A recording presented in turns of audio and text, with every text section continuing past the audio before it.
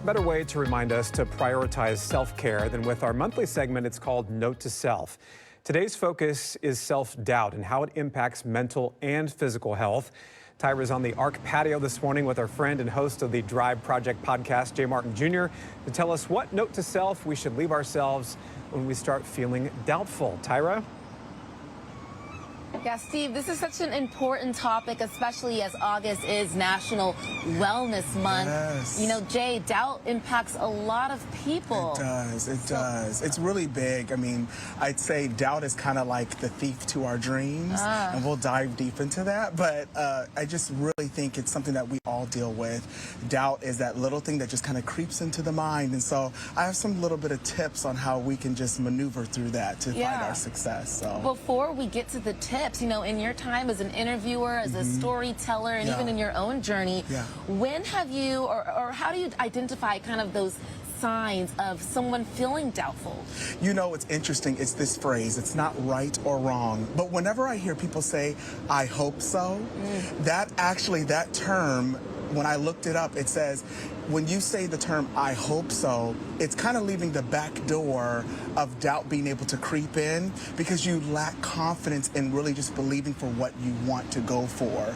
And so I kind of pay attention to signs like that and I say, hey, let's pause this for a second and say, I'm believing for. Yeah. You know, it's kind of making up your mind, and even if you don't get what you want, at least you had the confidence to believe for it, and maybe it's just not for you, and it will give you the courage to say, you know what, that's not it, but I will try something else. So instead of saying, I hope so, with that little bit of like backdoor access for doubt to creep in, take a hold of that thought and like, no, I'm just gonna say I'm believing for it. And it sounds kind of weird, but I had to train myself on just, I'm believing for this or that, so. Instead of I hope so, we can say I know so. I know so, you know, I know so, I'm going for it. I like it. So, yeah. You have something, you know, you sent me your tips before the segment, obviously, and you said that once you realize the signs of being doubtful, you have to challenge your doubts with evidence. What did you mean by that?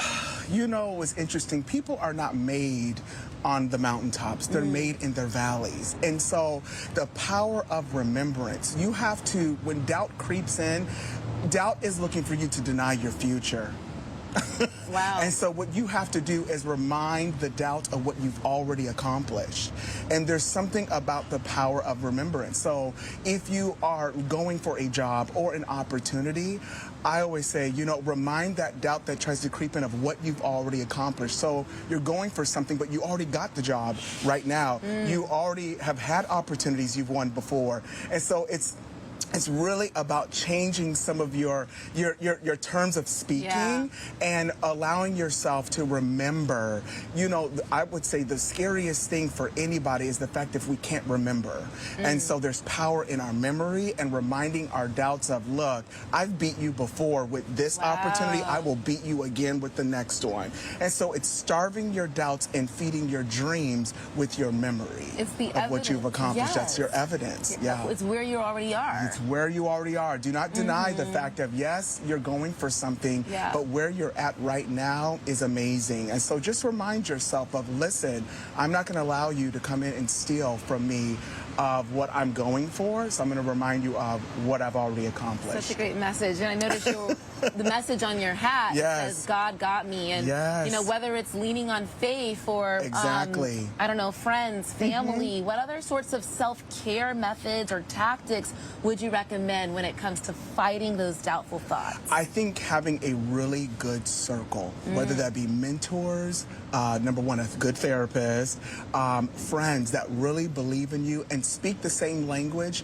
of, you know, of what you're believing for, but also can, when they see the little signs, they can push you to remind you of who you are. And so having that tight circle of friends is really important as you maneuver through the valleys of your life. So I think that's something that I have. You're a part of that, Steve? I'm so grateful to people that can speak into my life as well. So it's good. It's good. Great tips always. Leaving that note to self.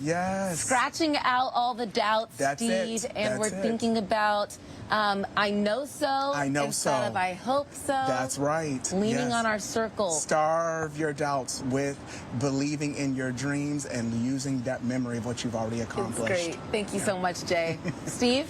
Doubt. I'm not going to deal with you. What'd you say? Yeah, I said, no doubt. That's right. No doubt. No doubt. Not going to let you creep in. Thank you guys. Right. And love having Jay every Yeah, single month. So thank you to him for coming in.